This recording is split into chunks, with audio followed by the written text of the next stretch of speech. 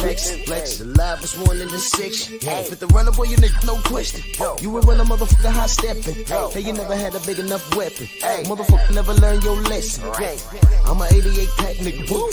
I'm a 88 pack nigga. I mean, day walker, drink blood, fangs out, full moon, motherfucker change like a hoe, nigga. I'm just a nigga from the hood trying to stack a little cheddar for the money.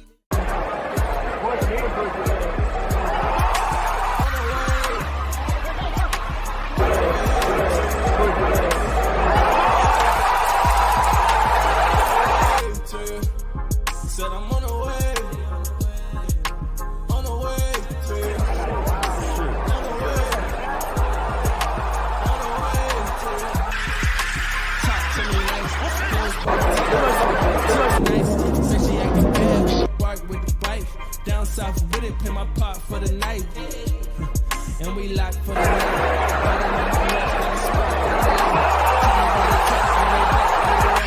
Gotta make a play. I be buried with your life. On the way to you. On the way.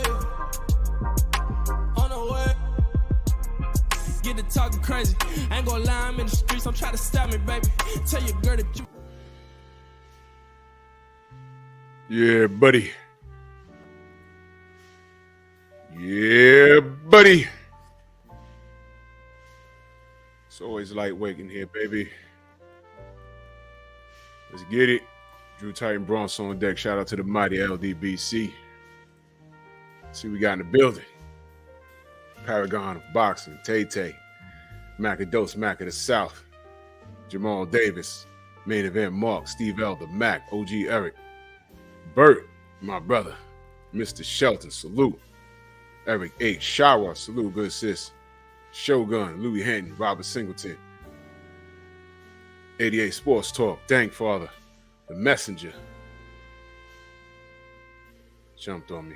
T. Berry, what's going on? Antonio MMA, salute. Smash the like button, ladies and gentlemen. It's Sunday. Let's get started. Black Cloud, what's going on? Oak Park Boxing, salute. Sensei, what's good, brother? How you feel? Yo, what's happening? Yeah. Good to be here. Just was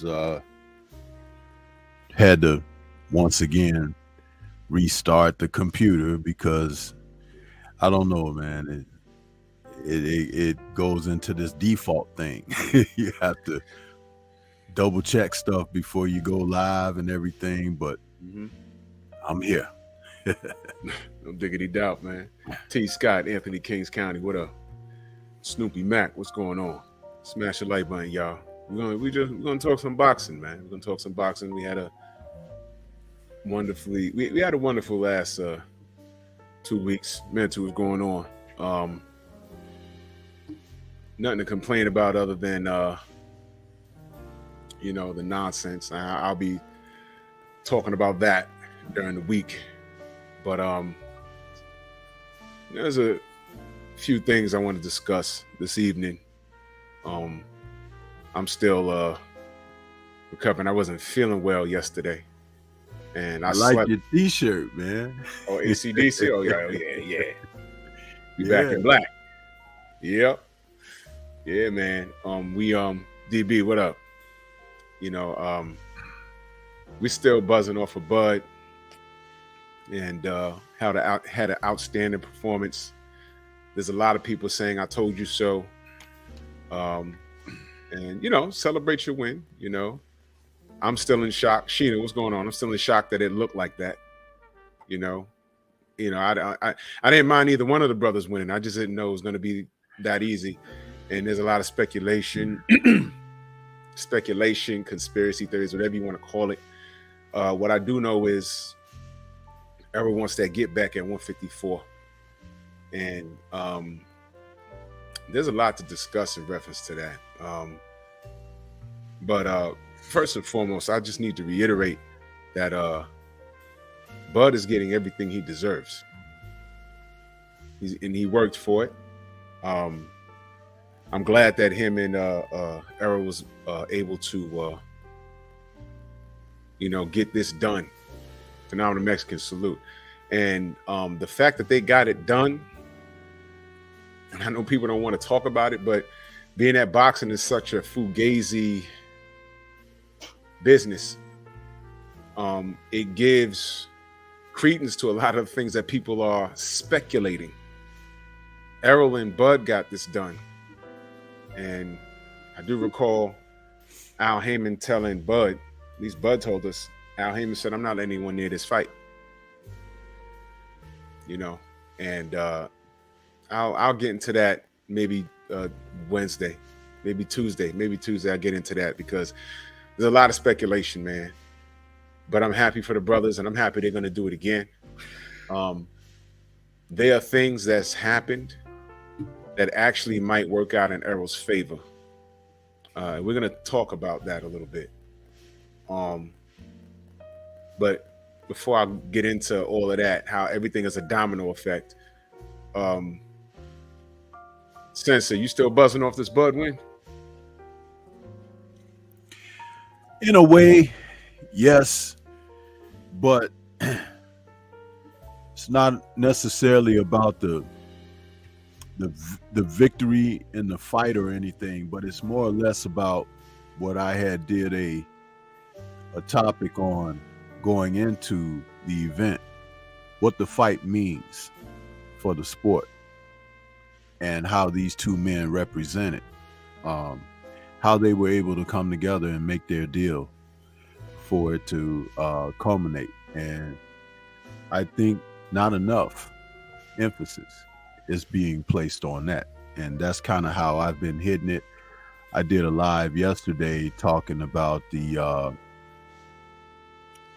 epilogue, All Access, you know, after everything wrapped up, and the Showtime rebroadcast, which I had a chance to watch, and even stated on my air that even after watching it a second time through the network's broadcast of it, because I didn't want to watch it through uploads that people had put out there and everything. I just wanted to see it, you know, the way that the station presented it. I even had even more respect for Earl Spence's performance after watching it the second time, because at no point in the fight did I feel like he wasn't giving an effort. He was really trying to do something. It was not his night. But at the same time, you have to respect, and I talked about that the last time you and I were on together. You have to respect when people bring what they can, because we've seen so many people not even be able to get to a point like this and perform at all. We see people who go the opposite direction. Yeah. And there's just so much to be said about that. And like I said, you know, there are ways that you can talk about this and break it down and decipher it more than, oh, this is my guy, that's my guy, I don't like that guy, this guy, you know, did something wrong, and somebody was cheating, and this. And wins and losses happen in life. Sometimes things don't go your way. Sometimes things are put off until another point in life, because you may not be ready to receive. But at the same time, that's why the yin yang symbol of martial arts and life and the natural order of things is as it is, because it's an ever evolving state of existence that we have. That's what I embrace in all of this. That's what I take away from all of this. And that's what I try to convey when I talk about this. There's even new trolls trying to trickle in, yeah, bro, by saying certain things, you know, and coming in.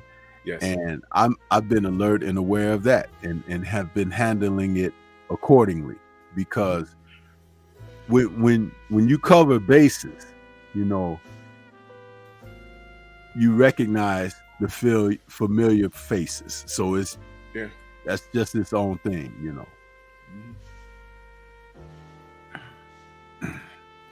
Well, I'm glad you mentioned that.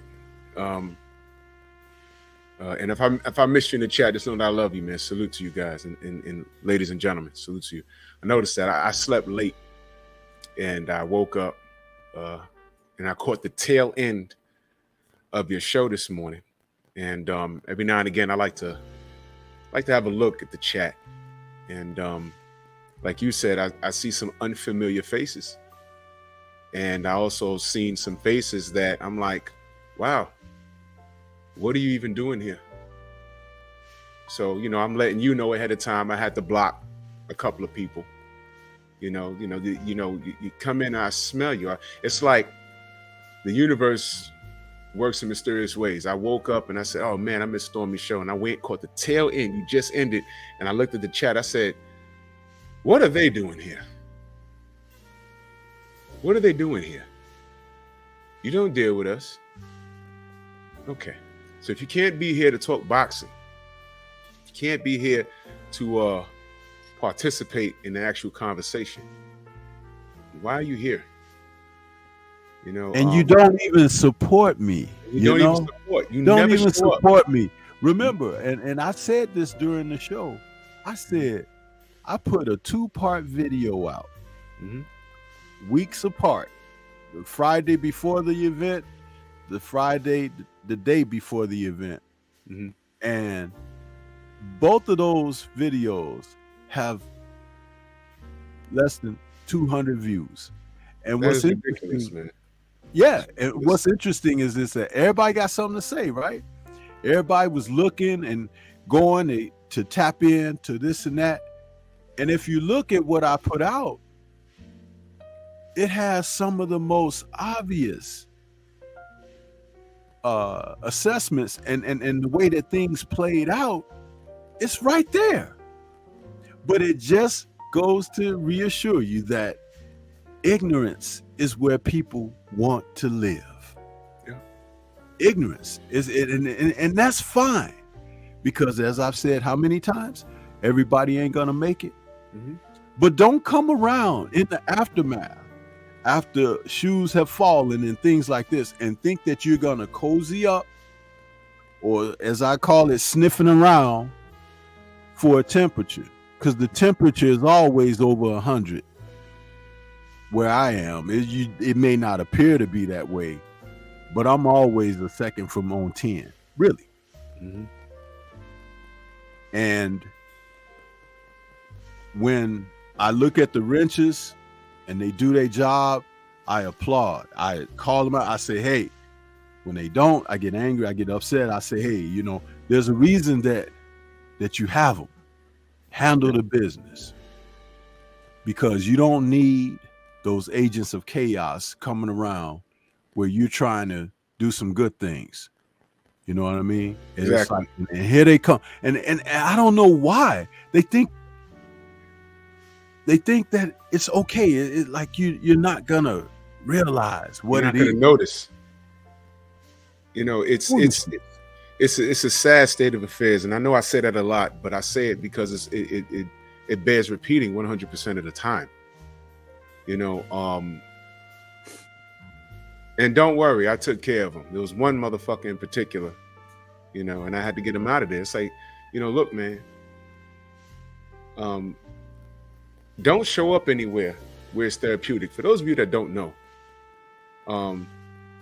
Stormy and the late great Kurt Sugar and Scrapbook Boxing all picked Bud to beat Errol Spence. Did they call it happening exactly how it happened last week? No, but they all picked Bud to win 3 years ago, man. But let me correct you on that, though, because you said that a lot, and I want you to say it the correct way. Go ahead. It's not about picking Bud. It's about knowing boxing. That's what I mean. That's exactly what I mean. If it's what you mean, you have to say what you mean, because that's why I'm correcting. Because see, that's where people get hung up on what's improper, because you can pick who you want to pick. That's according, when you pick a shirt that you're going to buy from the store, you pick it. Oh, I like that shirt, I'm going to get it. That's my style. I rock with that. But when you are a fan of sports teams, you align yourself with who you align yourself with, because Georgia versus, Alabama, whatever. You like what you like. But when you talk about a sport like boxing, people like myself, the departed Curtis Anderson, and Scrapbook Boxing, we dabble in the X's and O's of the sport.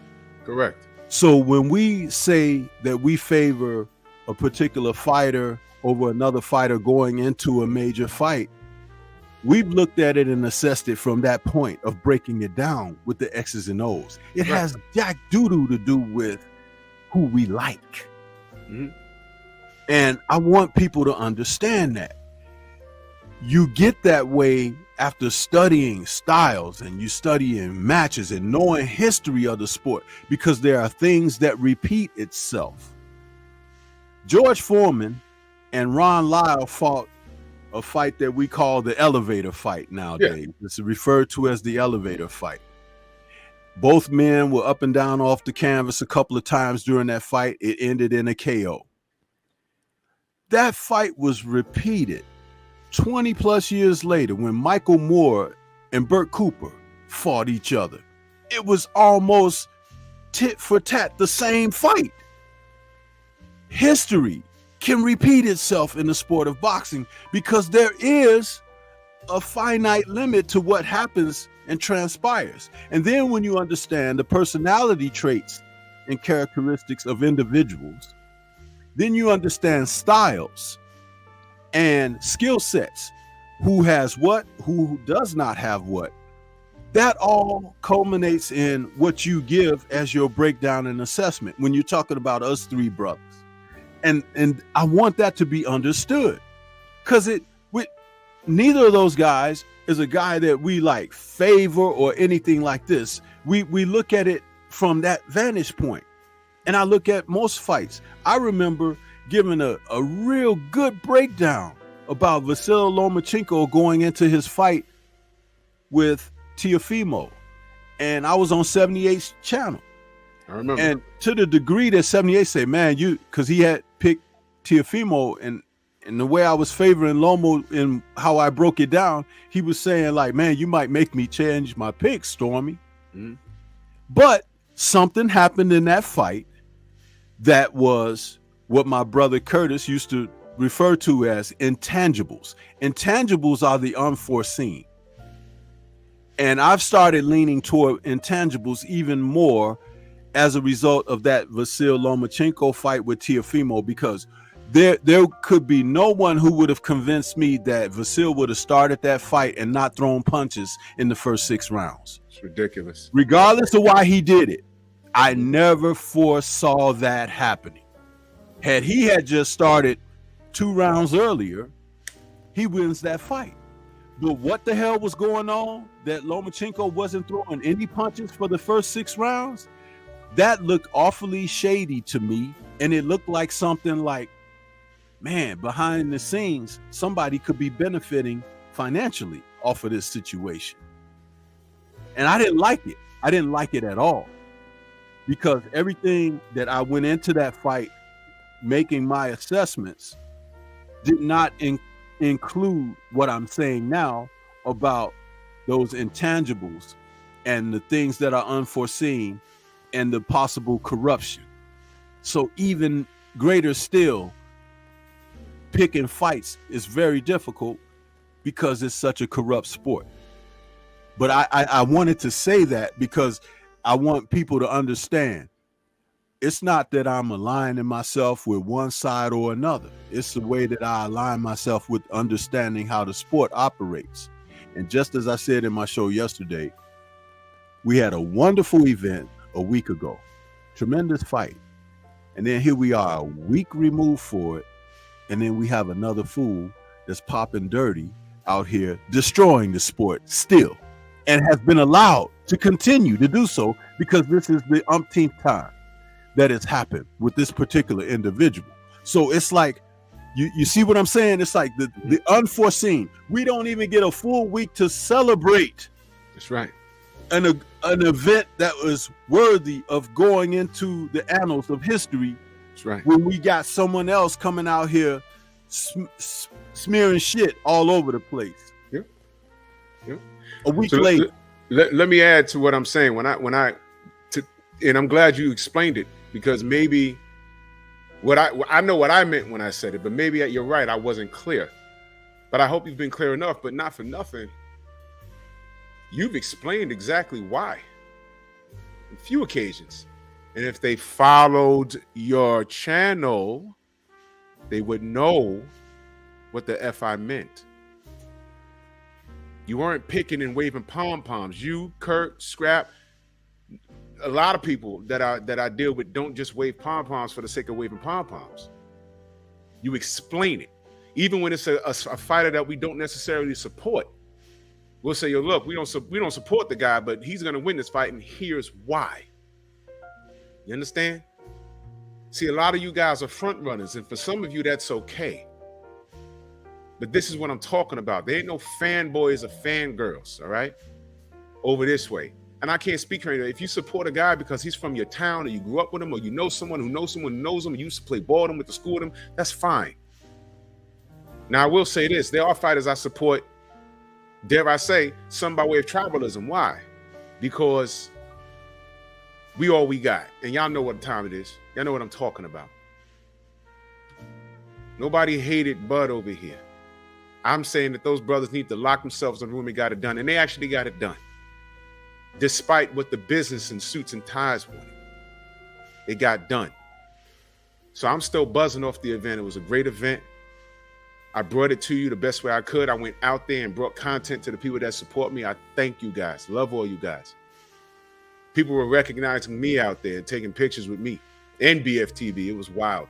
We outside, and this is all we want to do is talk boxing. But the sport doesn't do right by us. That's why we're here. And we're not on the take. We're not employees. People have tried to buy some of us and give us money to talk up certain fighters and talk down certain fighters. We don't do it. I could radio Raheem myself to death, but I'm not going to do it. But we got a lot to discuss. Volcanus in that super chat, much love and appreciation. He says, salute, man. Salute to you, good brother.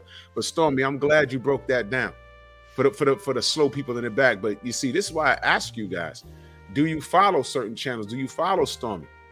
Were you around when the three wise men were discussing Errol versus Bud 3 years ago? Were you around for that?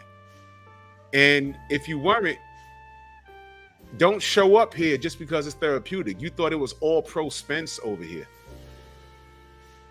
That's what you thought. I picked Spence for reasons different from what Stormy picked. All right? I didn't know it was going to be that easy. It's a pick. That's all it was. But it wasn't hatred. So when you come around here sniffing dick, as Black used to say, sniffing dick because it's therapeutic, because you think it's an aha moment. Listen, man, they got a rematch, probably in December. The difference is, if the roles are reversed, I'm not going to go looking for you. And I know your ass ain't going to be here because it's not going to be so therapeutic for you. So if you've been away from us all this time, don't think you could pop up in various channels, LDBC channels, where it's cool. It's not cool. We see everything, stupid. Trignolty in the building, man. Salute to you, good brother. You're on mute, good brother. I think you're on a delay.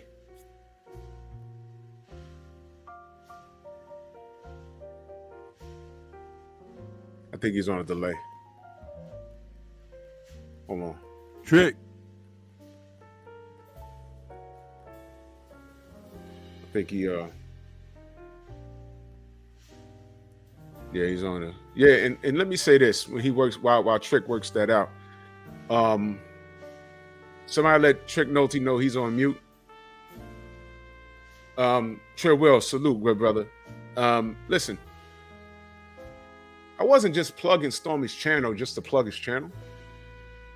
When the three wise men were on, to me. Oh yeah.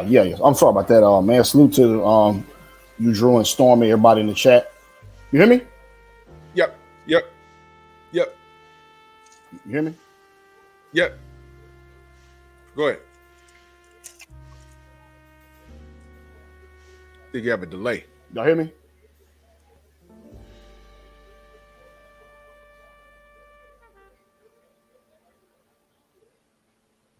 It sounds good now. Yeah, you have a delay, good brother.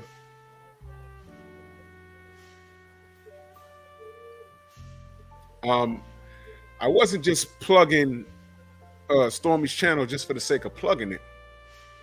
When the Three Wise Men were on, that wasn't a show where you can participate in just I mean, you could participate, but it wasn't something you could just jump in and just talk and put your 2 cents in. When they were on, to me, that was an education. I don't have anything to say. I just want to listen. When Scrapbook puts up a video, I don't have anything to say. I do more listening than I do speaking. You understand? The problem is a lot of you guys, I'm not saying like you guys in the chat in particular, but y'all know what I'm talking about. You guys get intimidated when you don't know something. And that's a character flaw, man. It's okay to admit when you don't know something. Some of you guys get intimidated by intelligence.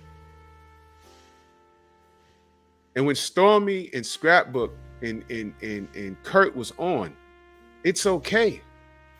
But some of you mofos sit back and say, oh, well, I knew that. Oh, well, they got a year wrong. They got a date wrong. I mean, come on, stop that. Stop that. Kurt is gone. We still got 2 wise men here. And Stormy's absolutely correct. He breaks down the X's and O's. To me, they're the best at the game on that. In my opinion, Stormy should have 100,000 subs by now. When you want to talk boxing, you say you love boxing. You understand what I'm saying? So it's not about, he's absolutely right. It's not about he picked Bud just to pick Bud and wave pom-poms. It wasn't about that. They explained why. And you guys who don't mess with the LDBC want to pop up in his chat after a few months because it's therapeutic for you.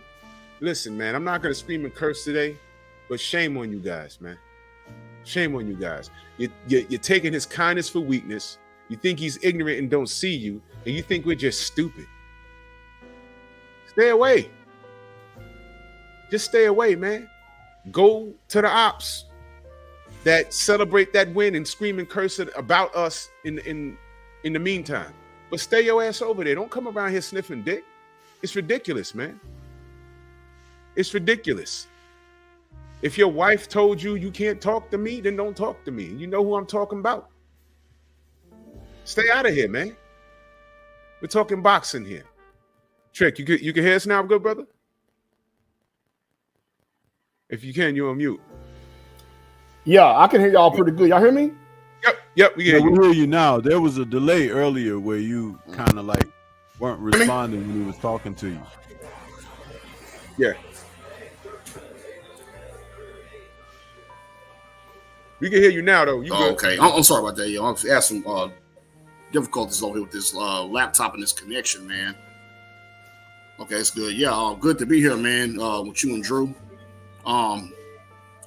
Just listening to what y'all was saying about the fight. You know, that was great to see both of them brothers, man, come together and make the fight. You know, we've been, starving for a fight like this for years, especially for those two to finally come together and give us a fight. And, regardless of, who you were favoring in the fight, we got a great fight, and that's all that matters. I think that, it's different ways you can look at it, especially what Earl, because Terrence Crawford, other than the first round, man, he fought a perfect fight. Yeah. Good defense, great offense. I mean, he put everything together. I mean, just a complete fighter, as Stormy say, a little bit of Marvin Hagler and Tommy Hearns, man, got a little mixture there. And I want to see him do it again. Yeah. Now let's talk about that. This go. I'm gonna start with I hope that if we do see it again, hopefully it'll be more competitive. Like I said, we speaking earlier, I don't want to see like a Alexis Arguello and Aaron Pryor too, where Arguello was beaten bad by Pryor in the first fight. Then when they fought again, and they were telling Pryor, "Don't take the fight." I mean, Arguello, don't take the fight. He took it, and Pryor made him quit. So I know Earl's not a quitter. He fought very valiantly in the fight. Man, he got hit with shots, man. No, you go ahead. Go ahead. Let's talk about that. Let's talk about that. Because what's been going around all week long is Errol should retire. Now, this is enraging to me. This gets me mad. All right, because this doctor popped up that, come to find out, what he was speaking on is not his discipline. And I'm gonna pull up a video by our brother Hardbody J Timo in a second. But this doctor popped up, went on some channel that we don't even deal with, that we didn't even know that he shows up on a hater channel, y'all. To be honest with you, I didn't even know who this person was, but brothers like Main Event Mark hit me up behind the scenes and said, yo, that guy's a hater channel. And Stormy brought it to our attention. And I went to this guy's channel and he got a whole playlist of anti-LDBC things. And I said, oh, you know, I wish I'd have told, I wish we'd have known that before 78, the general, did a video on it and accredited the person for getting out this information. I said, oh shit, I didn't even know that the guy was a hater channel, but that's neither here nor there. We didn't know. But then come to find out that doctor, it really wasn't his place to be giving out this diagnosis. People are acting like Errol. If Errol flipped his car and then looked like this in his first fight, I'd say, okay, it's the car crash, man. But he done fought Danny Garcia and Ugas. What are we talking about here? All right. So 78 had a real doctor who dealt with head trauma. I hope y'all shared that video equally as much. I hope y'all did. He had him on there for a good while too. I hope you shared that video equally as much. I hope you did. So I'm still not on this car crash thing. I'm done with that. But people are saying that Spence should retire. Now, the sensei brought up the elevator match. If you haven't seen it, Ron Lyle versus George Foreman. That wasn't even a boxing match, y'all. That was a fight. Boom, boom, boom. Down went George. Boom, boom, boom. Down goes Lyle. Boom, boom, boom. There was one point where George fell on the floor. His fucking arm was over his head like this. I thought he was finished. And the man got up and stopped Lyle. Now, that was... Stormy, what year that fight happened? That was like 75, 76. Listen, George fell face first. Yes. A lot of times when guys fall face first, it's over. Yep. And he fell face first. His face skidded on the canvas. There was blood on the canvas because when his face hit the canvas, it opened up a cut on his eye and everything. Yep. But I remember George saying, I done gave all the excuses in the world about why Ali whooped me. He said, here I am in this fight. What excuse am I going to tell this time?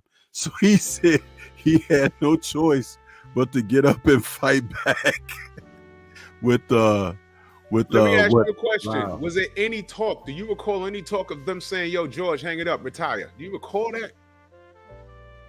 No, he was actually given the nickname George the Lion after that fight because heart of a lion, because he had fought back from a tremendous amount of adversity.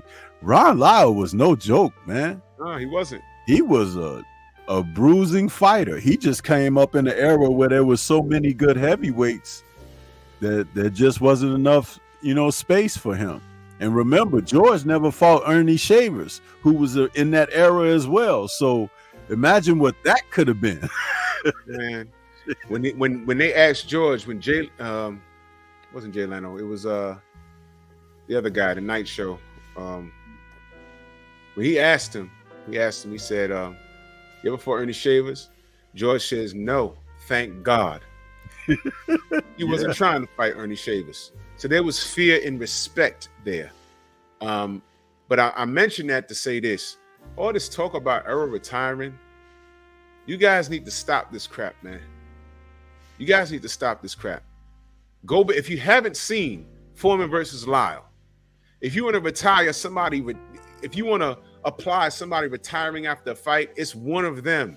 Even George, being that he won, you gotta be like, whoa, hold on, bro. You can't go through that again. Okay? And Ron Lyle went on to fight after that. That wasn't his last fight. Look, y'all.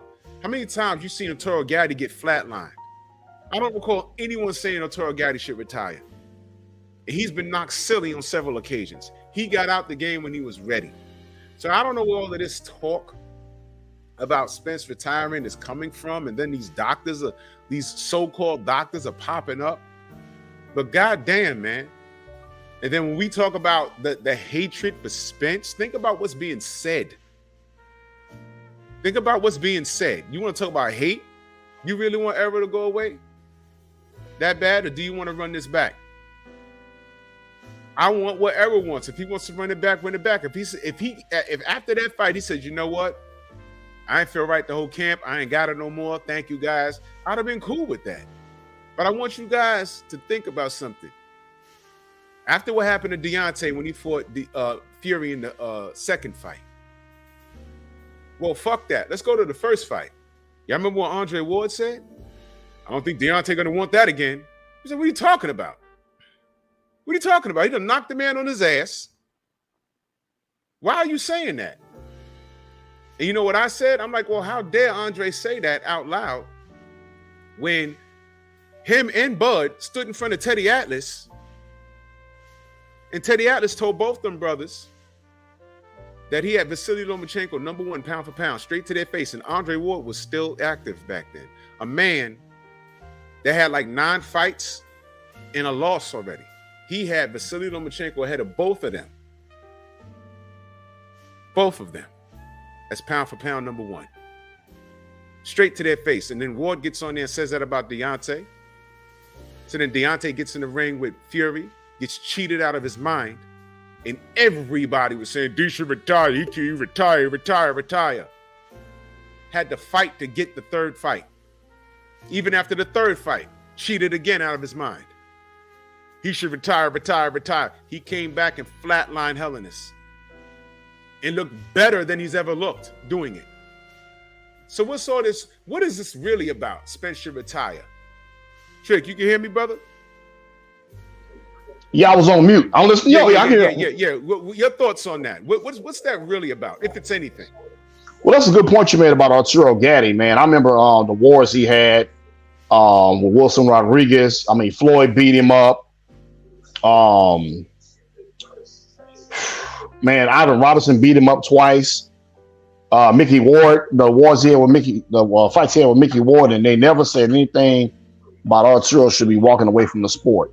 Think about it now. How would he be sounding now? Maybe if he was to be interviewed, if he would be interviewed by anybody. Because even back then, if you listen to him, if they say he was French Canadian, you could tell he had an accent, but at the same time, he was kind of sounding a little punchy. I mean, even back with the Ivan Robinson fights, he sounded a little punchy back then, So yeah, I don't understand why come every time, you want to say a black fighter that's a good fighter to take a beating, maybe one fight or whatever. They always want them guys to walk away. You know what I'm saying? Like, I put it to way like Anthony Joshua. I mean, when he fought Andrew Ruiz the first time, he spits his mouthpiece out. You don't want to fight, So nobody said anything about him. Well, hey, he should walk away from the game. He out there spitting his mouthpiece out. He's turning his back and walking another way. He should be walking. Tell him to walk away from the sport. Use him for an example. But I mean, I don't get it. I mean, when you, like Stormy say, man, you win some fights, you lose some fights. Wilder lost some fights. A couple of tough fights with all 3 fights with Tyson Fury were tough. He gets stopped twice, and they want him to walk away from the game. But it only applies to certain fighters, that they don't like. Yeah. And I want to add something too, mentioning Deontay Wilder and the fights that he had with Tyson Fury. The first fight, the three wise men of boxing has said, we hope that Deontay understands what this fight really means, what he's going up against, and why he needs to be, ready to deal with everything that comes with. Now, we felt that he won that fight. We felt that they jobbed him out of an amazing late fight stoppage and everything. But the mere fact that after that action, they called it a draw, we were like, uh-oh. Now, going into the rematch, we had said, we hope that he remembered the words of Larry Holmes after they took the heavyweight championship away from Larry Holmes in his fight with Michael Spence. Yeah. Larry Holmes went on a tirade, rightfully so. He had never garnered the respect that he felt that he should receive. Mm-hmm. But he talked about the establishment and how they were always positioned to put somebody in a place to take away from a dominant champion that's black. And so going into that second fight with Fury, we had said we hope he doesn't drop the ball. And hindsight being what it is, we all agreed that he dropped the ball going into the second fight with Fury. How would one say that, Stormy? Well, the three wise men, knowing the history, again, when what we talked about, see, they took Deontay's title away from him fraudulently. I will say that. Everything that went on in that entire event, the night of, everything was aligned for him to not come out victorious. Yeah. Even from people within his own camp betraying him. And see, when you talk about people who are very influential that you had no knowledge of, people know a little bit about them now because of everything that has happened in the aftermath and whatnot. But how dirty money can reach and grease the emptiest of palms. Yeah. Things can be made and put in motion to happen. But when we talked about not dropping the ball, that's what we were saying back then. Mm-hmm. And again, like talking about the Crawford challenge of Spence for Undisputed, the insightfulness of understanding history and everything that has happened, what they did to Joe Louis. You can have this title shot, but when you win fights, you can't celebrate. You can't raise your arms up and jump around and show elation or anything. You have to be mute. You can't show emotion. You can't. What does that do to you as a person? See, you think about that in this regard, and you understand that even to now, Fury, who still has that WBC title, he's fighting guys that are not real world-class fighters, not world-class contenders. He's fighting people that you, outside of his fights with Wilder, who are these guys? We didn't even know. Otto Vollant or the other guy he fought. It's just that he's being allowed to do whatever he wants, and they're good with that because they got the right complexion holding on to that title. And I spoke about the fact that the reason that the Usyk fight didn't get made It's not over money or anything. It's not even because they want to have two of those guys as champion. It's just that Fury is so dirty that he can't cheat the Usyk camp. He can't. There's too much data out there.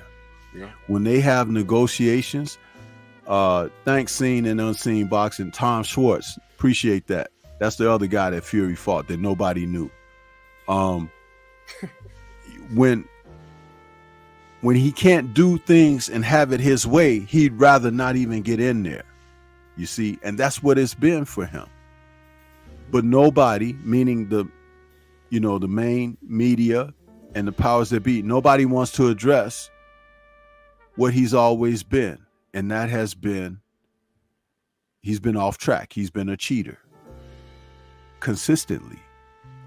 So understanding that and seeing how the landscape has played out, we were saying that, when Wilder was facing this guy, we was like, man, we hope he don't drop the ball, because that opportunity just to slip through the door, look at what they've done with it since, and understand how they upheld Wilder and AJ from becoming undisputed when the two of them held the titles. One of them, it didn't matter which one. One of them could have been the undisputed heavyweight champion of the world. But they did not want that. They did not want that. They held that up, and they interfered and everything. And for one of the worst reasons in the world, for AJ to turn down a $50 million guarantee. A $50 million guarantee to him, directly to him. That wasn't the gate. That wasn't the back end. It was a $50 million guarantee. We will pay you this just to make the fight happen.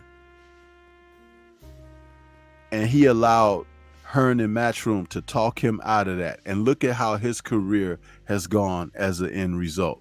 And he still had the insensible reasoning to go and sign a lifetime contract with these people. That's amazing. But y'all called Crawford top-ranked Toby, which is very disrespectful. But what is AJ? And you see, when we talk about history repeating itself, sometimes it doesn't even take decades. Sometimes it's just a matter of a short increment of time, because people don't learn the lessons in life. Mm-hmm.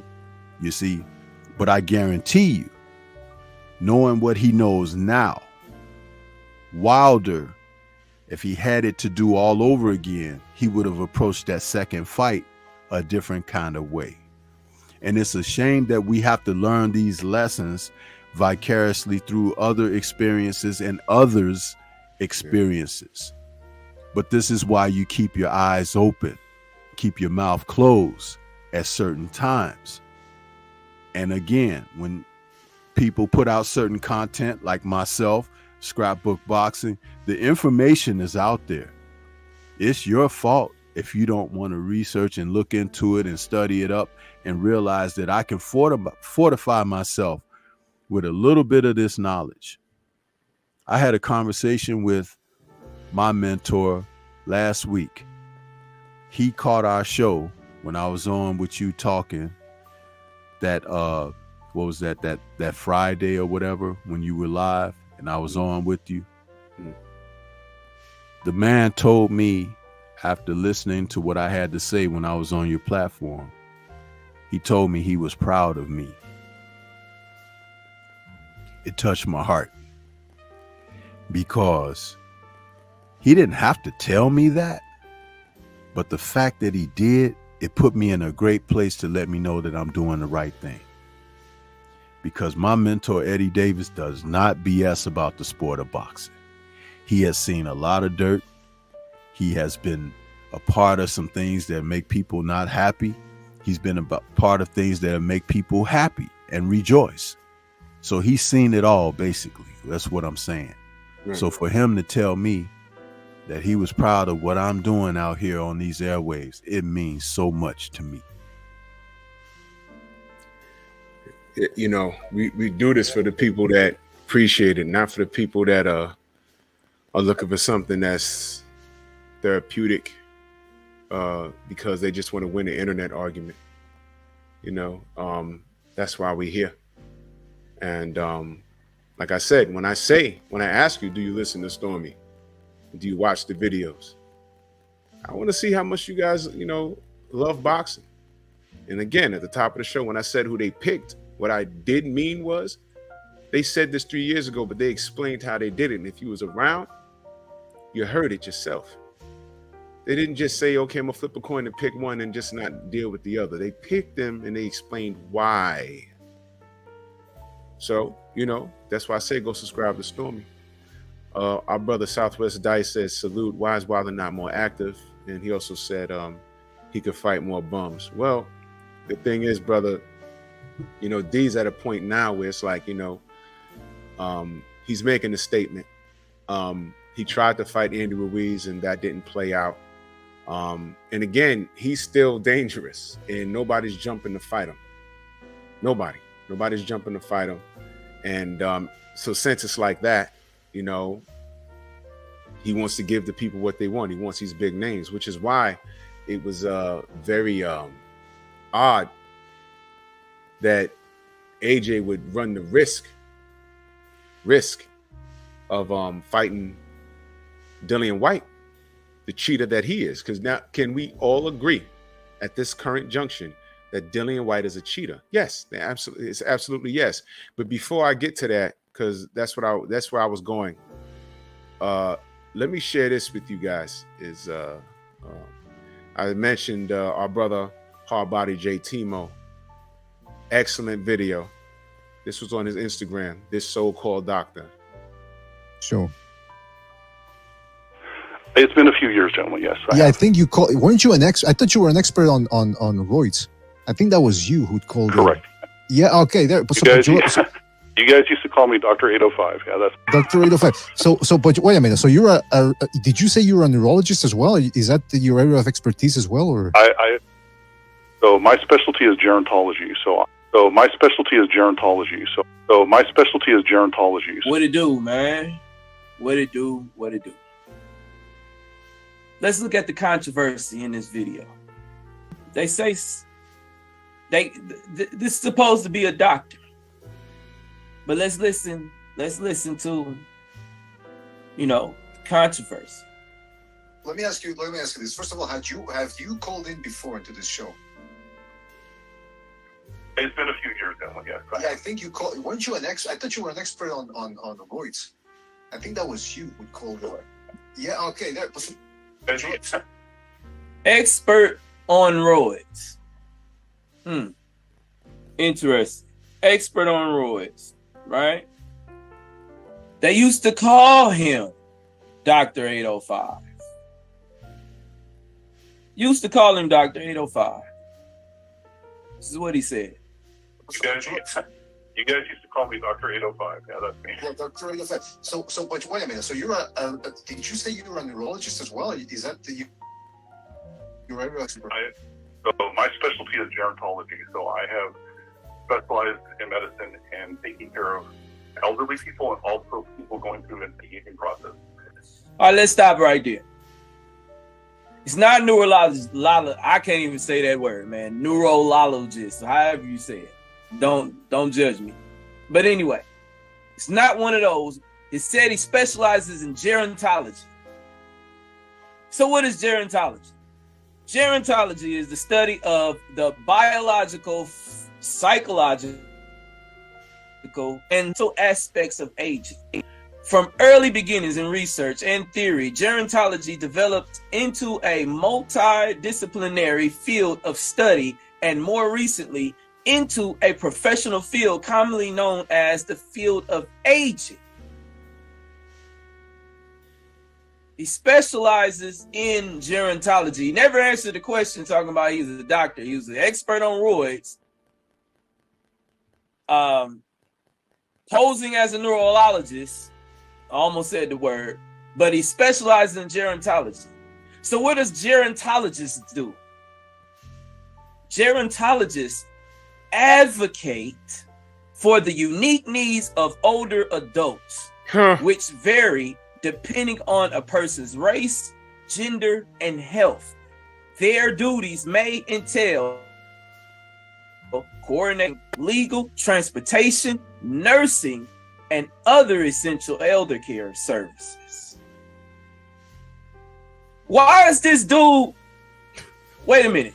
No, he can have an opinion. He could say how he feels or whatever. But why is everybody saying that this dude is a doctor?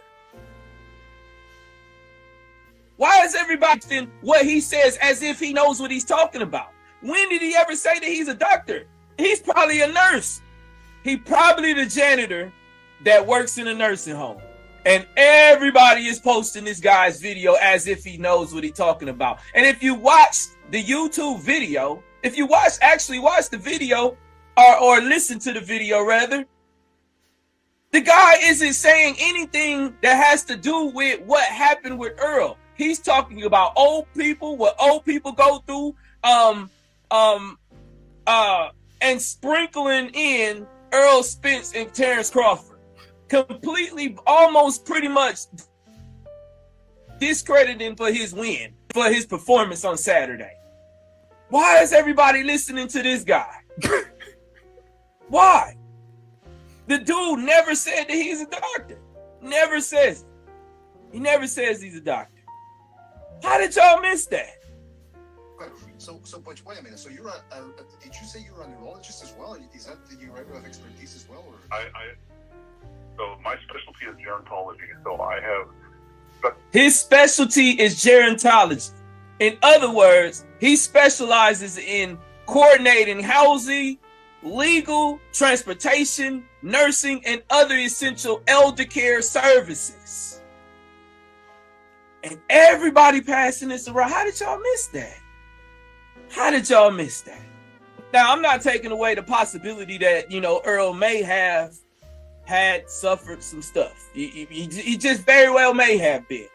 But for people to be regarding this guy as some type of expert, fam, you guys listening, comprehension skills need to be strengthened. Forget what that dude talking about. He's an expert on roids. He done neurological evaluations on people. Y'all know y'all could Google how to do a neurological evaluation. It's not nothing really that tough. It could just include, somebody, a patient pushing and pulling on their physician. Come on, man. I get it though. It went viral. You know what I'm saying? So, prayerfully y'all look at my video and I go viral for my opinion. Debunking this foolishness.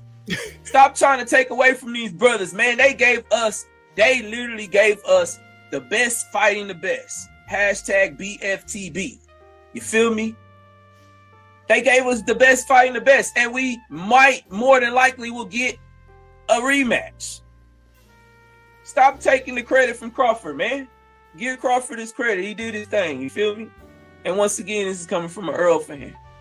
Earl didn't give no excuses, so stop looking for excuses, man. Let's just look forward to, that rematch. But yeah, though, man, those are my thoughts. That dude don't know what he's talking about. That's all. Have you? What?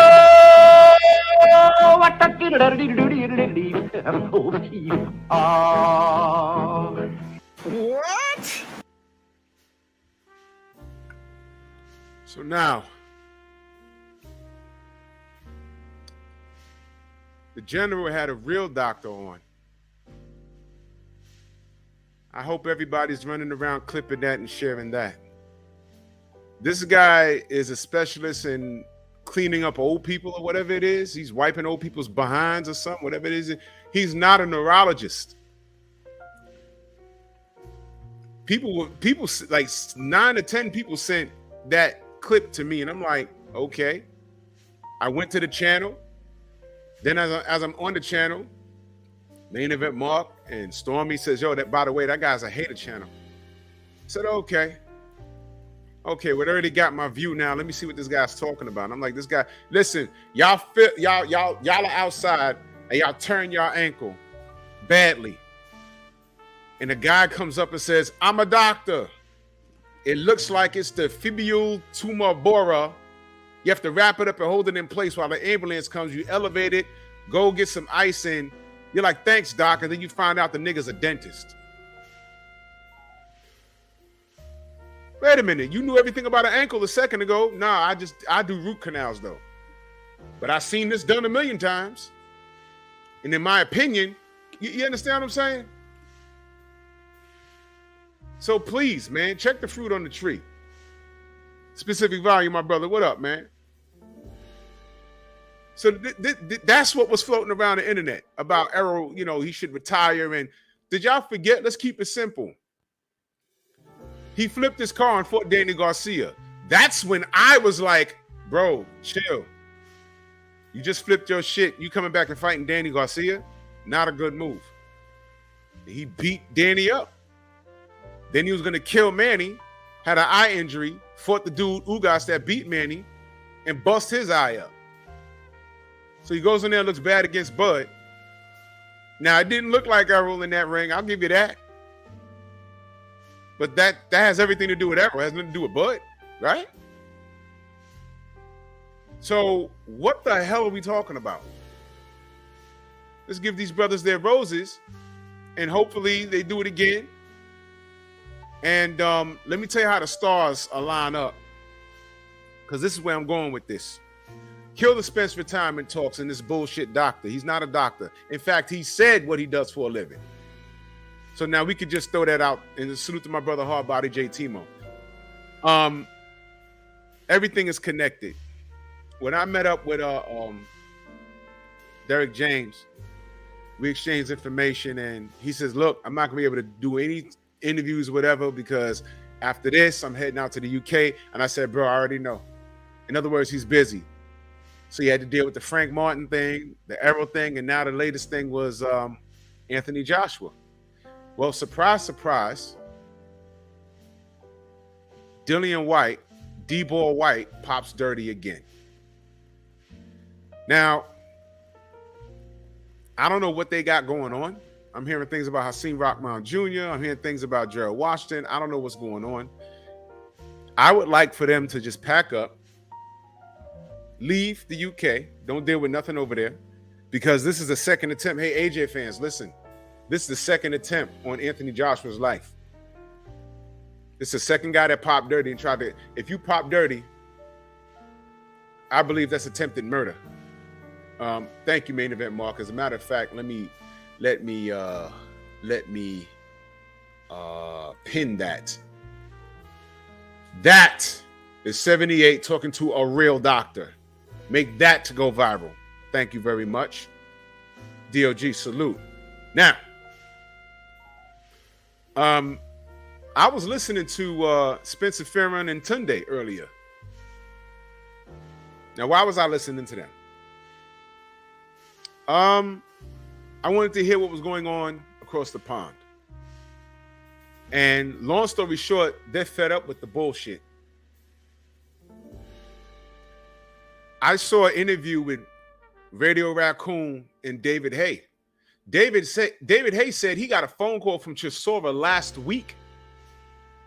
You heard that, Trick? He got a call from Chisora last week, and Chisora said, I saw the video. He said Dillian's gonna pop. This was last week, y'all. Now again, Derek, Del Boy, this is the second time you known some shit and not said anything.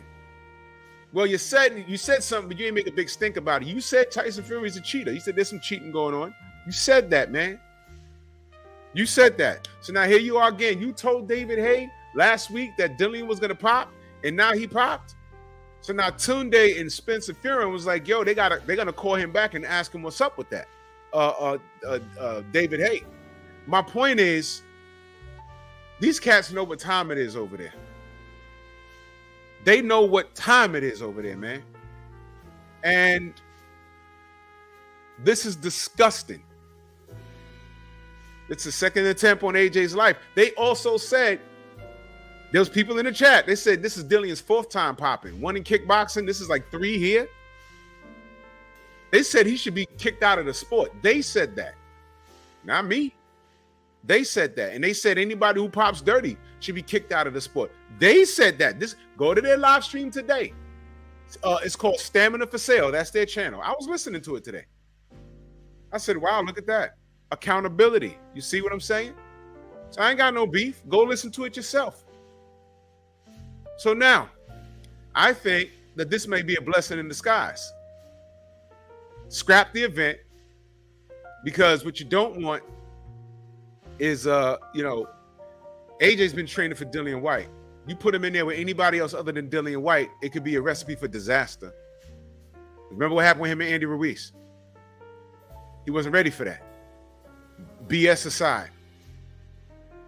Hop on the next United Airlines, bring your ass back to the States, and just hang out here, AJ. Stay in shape. Just hang out here. Errol's got like a 90-day, a 60-day suspension. Fine. That don't mean you can stop work. That don't mean you can't go jogging or, jump rope. Stay in shape. We're in August. You want to run it back at 154 at December? Cool. What Derek James needs to do is lock the shit down. Okay? What AJ needs to do is sit his ass down. The writing's on the walls.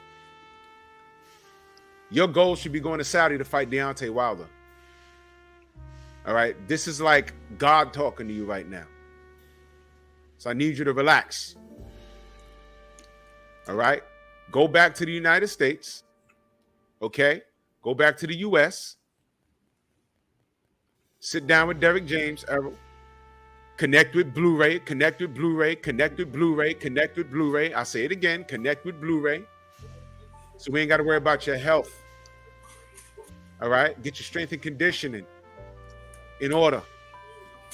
And then sit down with Derek James and work out a strategy. As painful as this fight was, look at what you did wrong.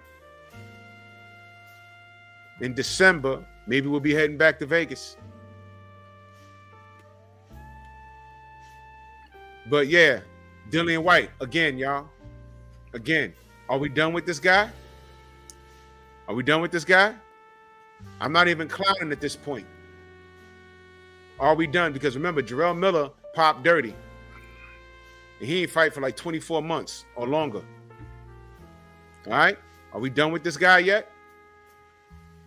Stormy, your thoughts? Well,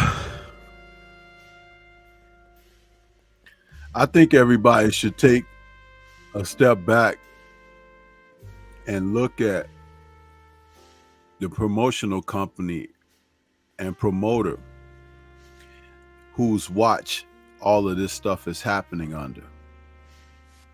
There seems to be a consistent thread here. Dirty fighters, dirty promotional company. It's right there in front of your face. Yeah. They just got UCAD or whatever to approve Conor Ben's return. And everybody knows that that young man is doping. See, what's really sad is you have evidence. You can look at the guy's photos 2 years ago and now. You can see the changes in him. Yep. Same with any of the other people who have popped dirty, including Whyte. Because Whyte is not a hard worker, but he uses these enhancements to give him stamina and strength. He's not going to have body beautiful because he won't put the work in to get body beautiful. AJ uses something. You can see it. His physique is not normal for a regular fighter. And if you looked at him how he was when he came out of the Olympics and you see him right now, it's like he looks like an inflatable blow-up doll as opposed to what he was that came out of the Olympics. Look at Deontay Wilder's figure, where you could see where he's built strength in his body. He's naturally, got natural strength there. When you look at someone like Earl Spence and Bud Crawford, their physiques are pretty close to how they look even when they're not fighting. You know, add or minus a little extra pounds here or there. When someone is doing something unnatural, there is something unnatural that comes up out of it. No one is being held accountable. We have far too many people who are adding their names to the list daily. Something needs to be done.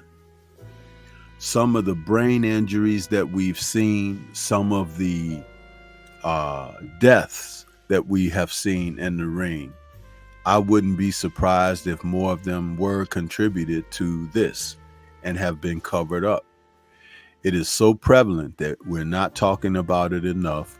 We're not turning the heat up enough, and people's lives are being played with. If you're not related to or have a personal relationship with a fighter, you're more than likely not giving in to caring too much. But though I love this sport, which is a violent sport, I never want to see anyone permanently maimed, injured, or even killed in the ring. But these promoters, they seem to not care anymore. Sometimes you would have bad promoters that will do some real seedy things, but now almost all of them, their ethic is in the toilet. And you're not going to get a fighter to come out, as I've stated past, to say, hey, you got me, you caught me, I was wrong, I did bad, I need help. That's not happening. Everybody says, I'm innocent, I'm clean. Why are you failing? Why are you failing these tests? Why are you complaining when the tests are random and they could come and show up at any time? Why are you so uncomfortable with that? Manny Pacquiao gave the lie about being afraid of needles and stuff like that, but he's got tattoos on his body. I mean, come on. There comes a time when you just have to really talk to these people like punching them in their mouth. You know, I was watching that movie with Vin Diesel where he plays the X guy, you know, the extreme guy. And he asked the character in the movie once, he said, because the guy was really running off talking a lot of crap. He said, you ever been punched in the face?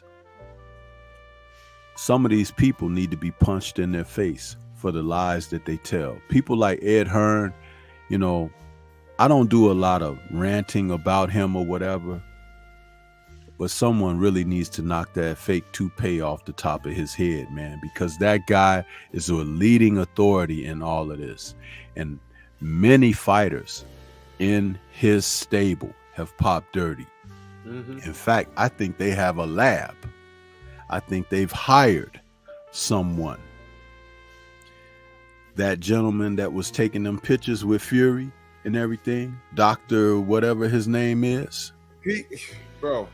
Listen, these people are out there and they're trying to make a living off of these fighters. They are actually convincing these fighters, hey, just take this, you'll be okay. And you know what? You'll pass, don't worry. This is just like a regular crack dealer, bro. Just like a regular crack dealer. And you have to understand that fighters are already mentally incapacitated. These are men who have accepted getting punched in the face for a living. This so fat first, right here. Him. Yeah, that guy right there should be locked up. Yep. He's the one that said, if you get caught by UCAD, you're stupid. He knows how to beat these tests. That's him and Tommy the Homo Fury. And this is him and Tyson the Homo Fury. This guy specializes in that nonsense. And salute to anyone hoops on TWT. He says, cook up, I'm getting my plate ready. No doubt. Check this out, Drew in chat. Yeah. You guys remember a movie from the early 90s? Starred Lawrence Fishburne and Jeff Goldblum called Deep Cover. Deep Cover. Great soundtrack, by the way. Snoop Dogg premiered on there with Dr. Dre. Anyway, do you guys remember what that movie was about? It was about Lawrence Fishburne, who had become a cop, but he had scored poorly on all his exams and everything. And they said that his superiors said that he scored like a criminal. And they thought that his services would be best utilized as putting him undercover as a drug dealer. Now, in the movie, Jeff Goldblum was a drug dealer as well. Met up with Lawrence Fishburne and everything. But he specialized in something. I don't know if you guys remember this. Designer drugs. And it was explained in the film. All you got to do is change a molecule around from one spot to another, and it's legal. What do you think this guy is doing? What do you think Conti was doing? This is why they get passed for a little while and then they pop, because they have to keep changing the designer drugs that these guys are signing up for. But you also have to understand that these drugs have an effect on the abusers.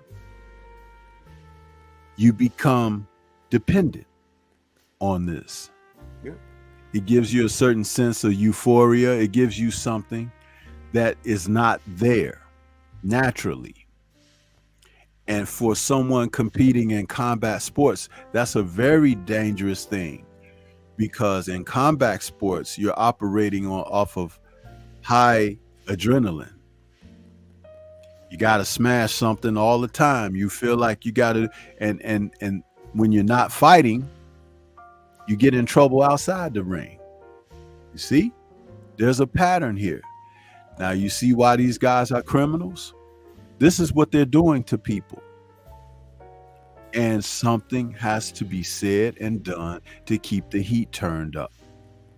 If you're popping dirty, you need to be suspended from the sport. That's not happening enough.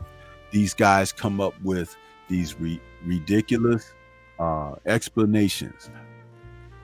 Valdez, the T situation. Really, T. And stuck with that. And stuck with it. Man, people have been drinking tea for centuries.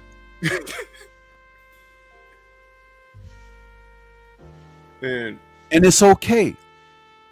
They allow a person to fight, retain titles.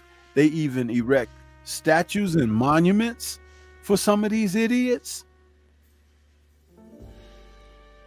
But they're playing with your sensibilities. And you know what? If it's your guy, quote unquote, if it's your guy getting caught and you have this unconditional love for him, then it's just him.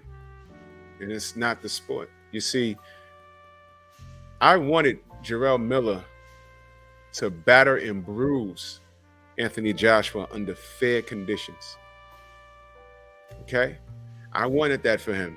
I want you guys to think back when there was a New York press conference and Blue was there. And he had like I don't know how much that camera was worth. And one of Eddie Hearn's security goons threw water on him and it landed on Blue, and Blue's daughter was there. And some of the water got on Ness from the Boxing Voice. Y'all remember that? And it almost got ugly. And Jarrell, I ain't gonna say what happened behind the scenes, but it could have got real ugly. Jarrell is a street dude. Okay? And it could have got ugly. But when all of that happened, I was like, you know what? This is all the more reason why I want Jarrell to beat the shit out of AJ. Because we about to, and this is going to give New York, my city, something to stand up on. And then the brother popped, man. And let me ask y'all a question. When Jarrell popped, how did we handle it here? We handled it. Because there's no getting around it. He had a few things he was in the system. You going to say something, Trick? Oh you yeah, gonna say- yeah. Initially when Drill popped, man, I was very upset because based on what happened at the press conference when Josh was going through that water on blue. From that on to when I saw Anthony when I saw Drill shove Anthony Joshua, I said, oh, he got him. Yeah, he got him when he shoved him, because I've seen people get shoved in press conferences and they come back. Not that I'm saying Joshua had to come back, but to me it seemed like Drill was in his head, saying things about him, making fun of his accent and all kinds of stuff. Man, I think he was in Joshua's head, and I hated when he had popped dirty, because I felt that Jarrell Miller would have beat Anthony Joshua. He's got him out of his element anyway because he's fighting over here in New York. So I felt that Jarrell was going to beat Anthony Joshua. But, man, he ended up popping dirty, man, and disappointed a whole lot of people, especially him, man. He could have made more money 10 times over than what he's ever made. But, he ended up popping dirty, man, and they used him as a poster boy for PEDs, popping dirty. What about all these other guys popping dirty? Like you say, Dillian Whyte's popping dirty. Yeah, Dillian Whyte's popping dirty. Then you look at Conor Ben's popping dirty. And I'm going to take it a step further. Speaking with Byron Mitchell, who fought Joe Calzaghe, I've seen Byron Mitchell hit people and they don't get up. If they get up, they stagger back to the corner. But my thing is, and I'm taking off topic a little bit, I remember when Calzaghe and Byron Mitchell had fought, and Byron Mitchell hit Calzaghe and spun him around. But before he hit him, Calzaghe was throwing rapid-fire punches. He gets up, kind of shakes it off, gets back up, throwing the same type of punches. And Byron Mitchell said he felt to this day that Calzaghe was on something. And that's being, UK. That's how they do it over there. I'll say this. And Bernard Hopkins and Roy Jones dropped Calzaghe, and he got right back up, didn't he? And I'm gonna say this. I'm not no super duper expert, but I will say this: Joe Calzaghe's punch output and his engine was unlimited, and his punch output and how he fought did not match his physique at all. At all, it did not match, y'all. It did not match at all. At all. I'm telling you. For those of you that are in the health and wellness, y'all know what I'm talking about. His punch output did not match his physique. And here's what I'll say. We all wondered, Jarrell is like 6'5", like 300 plus pounds. I met the brother. He should be running around on a football field. That's how big he is. And I watched him, and I used to be like, man, how the hell is he throwing all these goddamn punches without, I'm like, all right, some people are just they're just blessed with cardiovascular. And then when he popped, one of the drugs he was on increased his cardio. So now that made sense. He was way out the ring, and when he came back, didn't he look different? He's sort of like pear-shaped now. He's heavy in the hips now because he's off that bullshit. You understand? But here's my point. I love the sport first. And that was attempted murder, my guy. I wanted you to beat Anthony Joshua. I didn't want you to kill him. Now, I know people say, oh, well, he got testosterone exemptions. All right, well, look, you got caught. He didn't, man. That's just as irrelevant as you getting pulled over by the state trooper. And while he's writing you the ticket, another vehicle flies by you doing 104. And you saying, what about him? Well, he's dealing with you. He's not going to stop dealing with you and go chase him. He got you.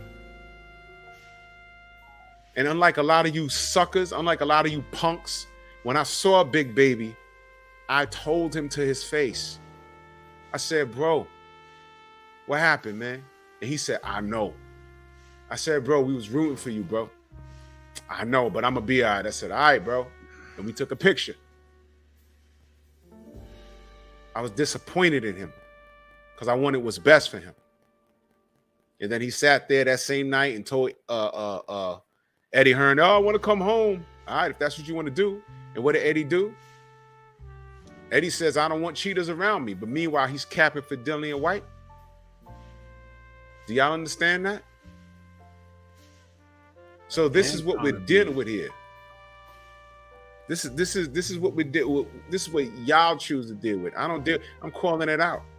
So this thing with Dillian Whyte, it's like, okay, Kick this dude. Get Dillian Whyte the F up out of here now, man. I'm done with the guy. I don't even want to clown him anymore. Him and his husband. It's not even a joke anymore. Go listen to Stamina for Sale today. They did a live stream today. Tunde and Spence Ferron. They're fed up with it. You should go read the chat. They're fed up with it. Everyone's fed up with this guy. And if Derek Chisova is saying, yo, look, he told David Hay that he was going to pop last week. He told him, yo, he's going to pop. Come on, y'all. Are we tired? Do you see why we don't trust? I don't trust anything off our shores. This is why. Stacking, skinning of the gloves, drugs, meat from an uncastrated bull. Stop it. When we catch people cheating over here, we hold them accountable. It seems like over there, they try and get them to fight anyway. This is disgusting, man. This is disgusting. This is the part of the sport that I cannot stand, man. I can't stand this. But when we get on here and we point it out, we're racist and everything else. How do you explain this? Dillian Whyte's probably one of the most darkest niggas I've ever seen, and I'm holding him accountable. Stand up for what's right, man. Make your videos now. I am not the athlete. Talk about what's happening. This is disgusting. Talk about this like how we talked about Jarrell, how I expressed to his face that I was disappointed in the brother. Go make your videos now. You have a bunch of content now. That's all I'm going to say about that, man. What else y'all guys got? It's fucking ridiculous. Well, yeah, Drew, I agree with you 100%, man. And even, once again, I'm going to get off topic since we're talking about PEDs and all this stuff. I remember when baseball, Major League Baseball had cracked down on some of a lot of the athletes. And it seemed like they targeted the Latin guys or the black guys. You know, they went after A-Rod. They went after, what's the guy's name? Big David Ortiz. They went after Sammy Sosa. They really ridiculed those guys in the media. And there was other guys that popped, like Jason Giambi popped. Chuck Knobloch popped. Because I remember the Mitchell report came out. But it's like those guys, Roger Clemens had a cloud over his head. They didn't really go after them guys that much. But the Latin players and the black players, they got it the most, man. So it's like whenever we pop dirty, pop dirty, however they go, we get the worst end of it, as to where, others don't get the flack that they should get. And just back to boxing, I see where if you get caught once, I think what is like a year ban. And me personally, if you get caught one time, that's one time too many because you've been doing it. I think if you get caught, it should just be a lifetime ban. Just be done with it, because you did it once, you'll do it again, or you've been doing it. I feel it should be a lifetime ban, in my opinion, because like you say, man, that's attempted murder. That's almost like, loading gloves up. I remember when Freddie Roach was going after Margarito for beating up Cotto. He said he should be arrested for attempted murder when all that was said and done. That's my take on that. Yeah, listen, what kind of fans are you? Is it okay as long as a guy across the ring you don't like for whatever reason, whether his skinny legs or he grew up with a silver spoon in his mouth? Is it okay? Do y'all remember the conversations with Manny Pacquiao and Floyd Mayweather?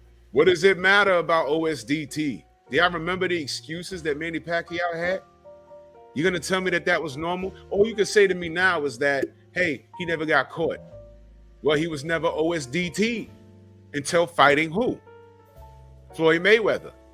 Now, why the fuck is it that Floyd Mayweather was accused of being a coward and trying to change the rules and everything else, but when Nonito Donaire said, I'm going to volunteer for OSDT, everyone applauded him and was celebrating him like he was a hero? And salute to the Donaires, they're family. But they know that's true. So you ridicule Floyd for asking, but you celebrate Nonito, and then you're going to tell us that there's no racial element to this? I know what time it is. You know what time it is. As long as it's benefiting the guy that you're rooting for, and it's against the person that you don't like, you're cool with it.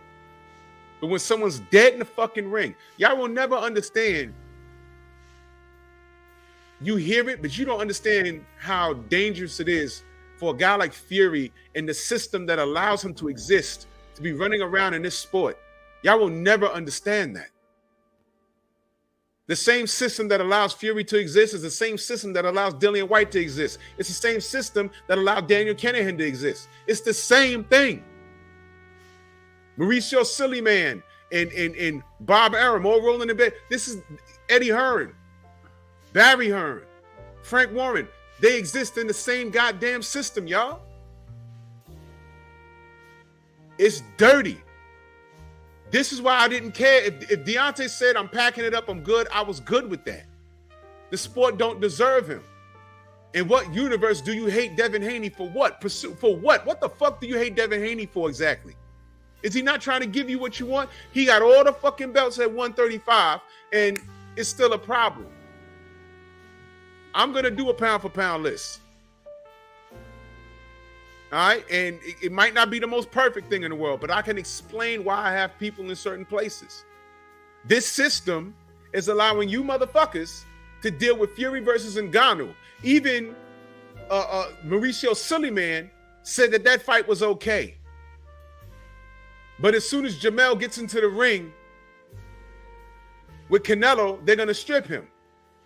As soon as Devin goes up to fight Regis Prograis, they're going to strip him. No exceptions, but they're allowing Ngannou to face Tyson goddamn Fury. Both of those guys, Fury and Usyk, one fight away from undisputed.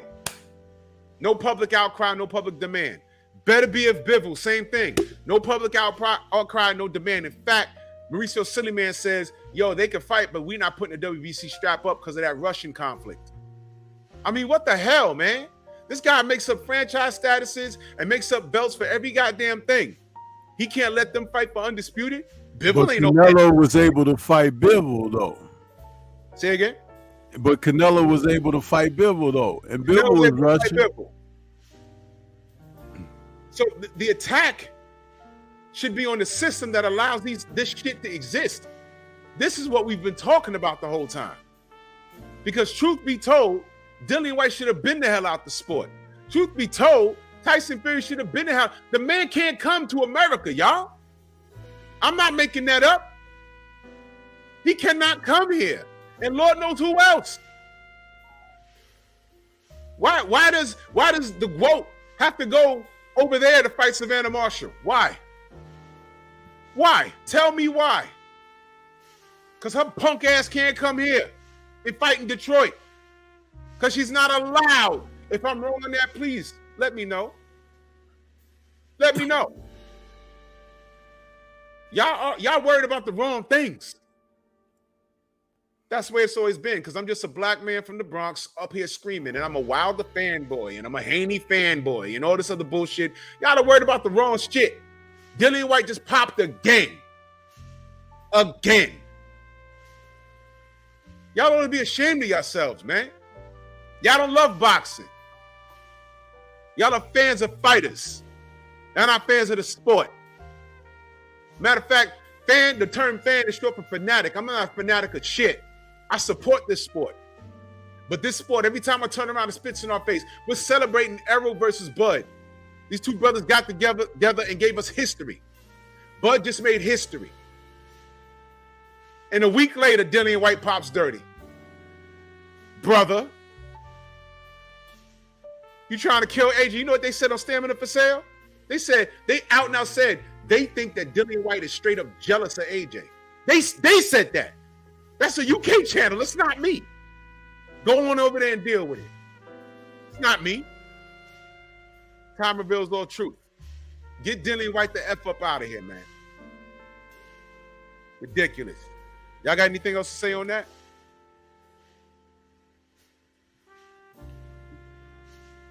I just want to see people start being held accountable and people start being suspended and some people go to jail. I that's what I want to see. I want to see what's supposed to happen. I don't want to see things continue to get swept under the rug. There's no way that Conor Benn should be allowed back in boxing. Shouldn't be. And they're allowing it. So what they're trying to tell you is it's okay. I looked at Boxing News 24. There was an article that Dillian Whyte is saying he's completely innocent. I'm like, what else is new? You completely failed too. So it's like nobody's gonna come out and say I cheated. Nobody. But look at what they found out about people like Lance Armstrong, huh? It's like, you think when people are able to thrive in a sport and compete at a certain type of level, they need that assistance because the real talented people dominate the sport. And there's no way for someone else to have a career. What was the name of that owner of the NBA team? They took his team away from him. Oh, the guy, the Clippers. Yeah. Now, he was so mad. But you know what he's mad at? He's mad at when he looks at the game, he's seeing all these dark complexioned people running up and down the court. And when it was a few sprinkled here and there, that was okay. But when it looked like the meat was being held in Africa, he had a problem with it. Yeah. This is how the establishment feels overall, period and point blank. It's one of the main reasons that after Fury had that victory in the Wilder fight, they brought Larry Merchant, old decrepit butt, oh my God, bro, to the studio to gloat. Who allowed that? Worst part of that is that was PBC. Thank you. Thank you. Thank so, you. Al Heyman is over there with PBC, but what does PBC really represent? They tossed Fred out when Fred was asking about those emails. Rightfully so. Yep. But I'm telling you, they're setting things up even further. You got Charlo coming up in September against Canelo. Now the consensus being that we talk, Charlo should be able to handle that work. But did Canelo not just clean out the vault at the zone? Yep.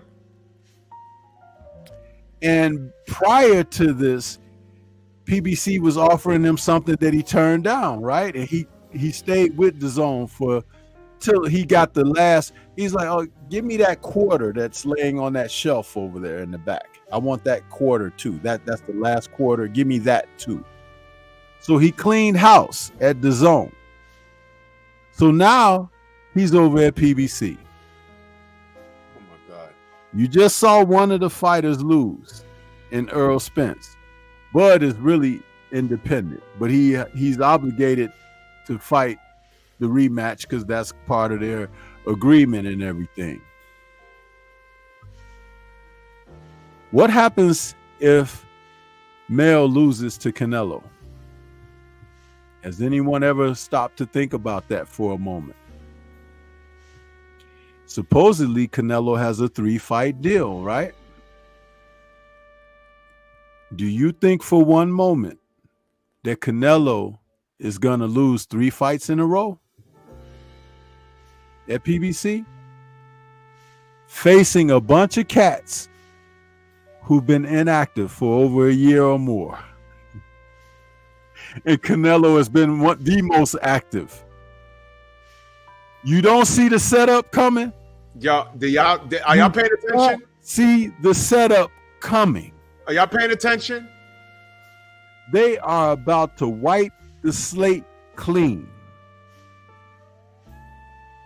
They are about to wipe the slate clean. Shout out to Al Heyman. Be very careful who you call a PBC fanboy or a Heymanite. Be very careful. How many times you heard me say, I don't trust any fucking body? How many times you heard me say it? How many times you heard me say, what happened to Deontay happened on the PBC's watch? You heard me say that, right? Do you think they brought Canelo Alvarez over there to lose 3 fights? And the first fight he's fighting against is a 154 pounder. Now I know Mel might be able to get up there to 168, but come on, y'all. And they're saying as soon as that bell ring, they're taking his goddamn belts. But more on that shit tomorrow, because I have a whole opinion on that. I think those guys could, I'll save it for tomorrow. But you heard the sensei talking, right? You see what I'm talking about? See, a lot of y'all are too. In Mo Boxing, you did say that Whyte was jealous of AJ. You did say that yesterday. Yeah. But are y'all paying attention to detail? Or are we just up here just being fanboys? Salute to Mike Jones in that super chat. He said, I think athletes shouldn't be allowed to work with convicted drug dealers, felons like Victor Conte. Bro, there's a lot that needs to change. There's a lot that needs to change, man. That could be a step in the right direction. There's a lot that needs to change, man. But if you do that, that's part of the reason why they didn't allow half of Devin Haney's camp in Australia, because everybody had a goddamn criminal record. You know, it's a lot to be talked about with that, man. I mean, look at the PBC fighter landscape. When's the last time Keith Thurman was in the ring? Think about it. When's the last time Danny Garcia was in the ring? When's the last time that Demetrius Andrade, who signed up with them, been in the ring? I didn't even see him in Vegas. I was kind of looking for him. Listen, man, the writing is right there in front of you. It is right in front of you. Canelo is coming over there to clean house.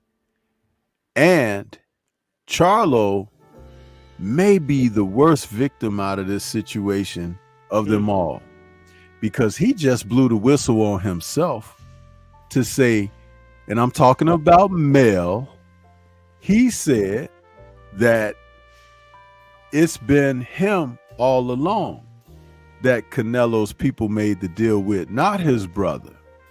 And he's been slowly getting the weight and everything on, putting on the strength in silence. So can I ask you guys this question? Did he intentionally avoid Tim Tszyu? Is the broken hand a real thing or not? Look at the history.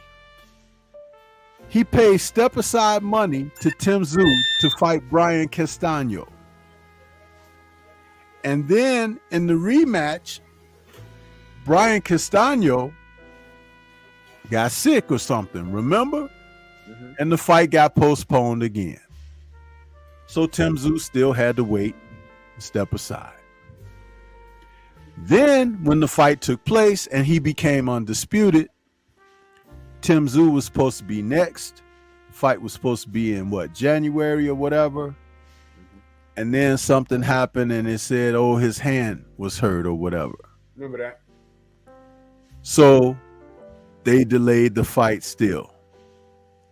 But now he comes out and tell you that the deal was always in place for him to face Canelo next. He just told on himself. He told on himself. And another PBC fighter, or I think former PBC fighter, in Badu Jack, told Canelo to go play with himself. Wasn't interested in the games that Canelo plays. Look at the landscape of what you're seeing, people.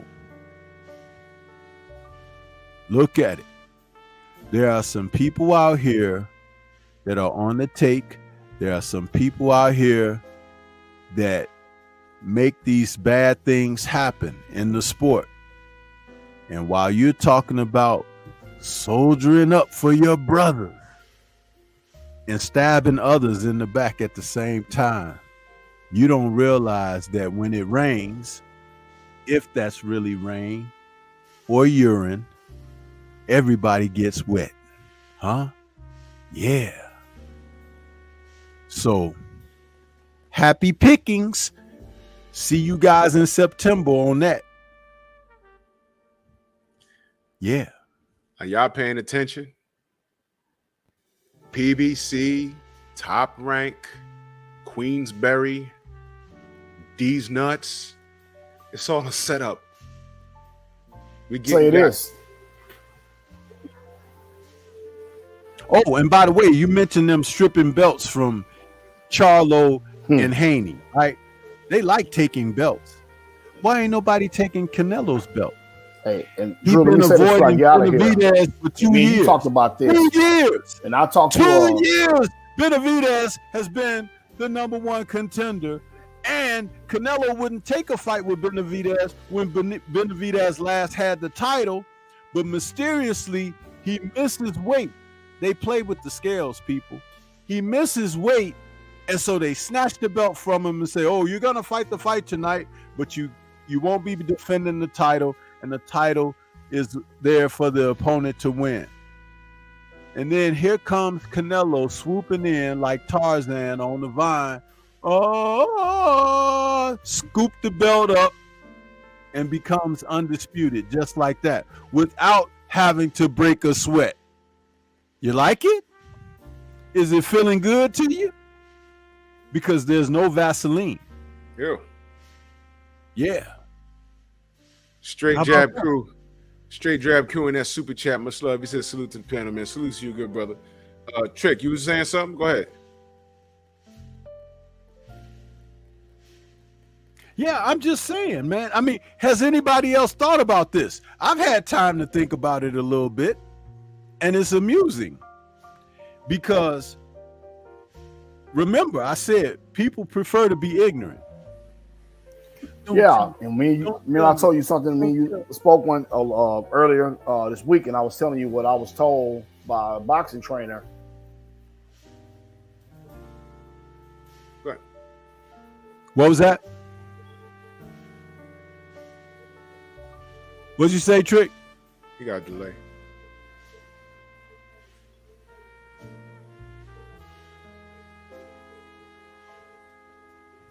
Damn, he got like an 8-second delay. Oh, yeah. We spoke. I said we had spoken. Y'all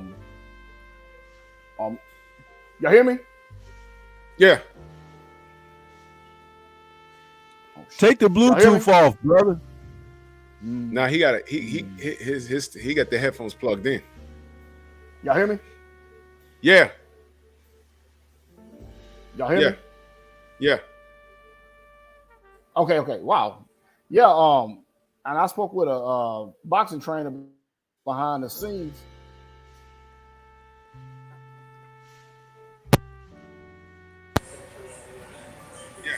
Okay. I was on my phone, but at one point in time, but it started getting low. But yeah, I spoke with a certain trainer behind the scenes, and Drew was talking with you about it, about Al Heyman owing his money to people, and they brought Canelo over there for a certain reason. And like you're saying, Stormy, he gonna clean up over there, and definitely we got to get him on the show and let him explain that. And we're gonna keep that a secret for right now, but we're gonna get him on the show and let him explain that, because Canelo in town over there with the PBC, Charlo going first, Little Charlo, Big Charlo, and the last one was supposed to have been Earl on the contract, from what I was told. But we'll see, man, what's going on with that. So that's all I'm gonna say on that, but at the end of the day, like I say, Stormy, writing's on the wall, man. We're gonna see September. Yeah, this is about to be some disgusting shit. But just know, hey y'all, I'm about to get up out of here, man. I gotta lay it down. No man. doubt, good brother. Hey, thanks for having me on, Drew. I appreciate it. Always, brother. Always, good brother. Always. I'm gonna holler at you soon, good brother. All right, Stormy. All right, bro. Take care, man. Everybody, man. One love. Yes, sir. All right. Yeah. This is boxing, y'all. It's deeper than guys just training and getting in the ring and getting stuff done. There's a lot you gotta look out for, and I'll be discussing it during the week. I'm about to roll out of here. Stormy, let them know how they can find you, good brother.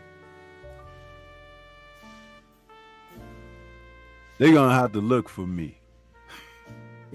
Cause I done told them so many times. And they come out there and they look and they peep through the blinds and the bushes, but they don't hit my like button. They don't write in my chat. They don't respond with, when I ask them questions and everything. So I'm gonna start treating them like they treat me. Don't care. I could dig it. I could dig it, man. That's all cap, no cap. All right? All caps, no cap. And you already know where to find me. You know what I mean? I'll be back here tomorrow. Plowboy Plays, salute to you. Abel, whatever. That's my brother right there. My brother Abel, my brother Abel Mahari in the building. Where you been? You know what I'm saying? Tay Jones in the building. Yeah, man. Yo, look, man. Nothing makes sense, which actually makes sense. I remember saying this to a young lady when she was just going off. This was a long time ago. And I said, you can't say ish to me because I got women all figured out. And her and all her girlfriends' antennas went up. You do? I said, yeah. So what you know about us? What you know about women in general? I said, I got women figured out, man. I got women figured out. I got all y'all figured out. She said, what you mean? Tell us what you know. I said, I figured out that I'm never going to figure y'all out. And there it is. What?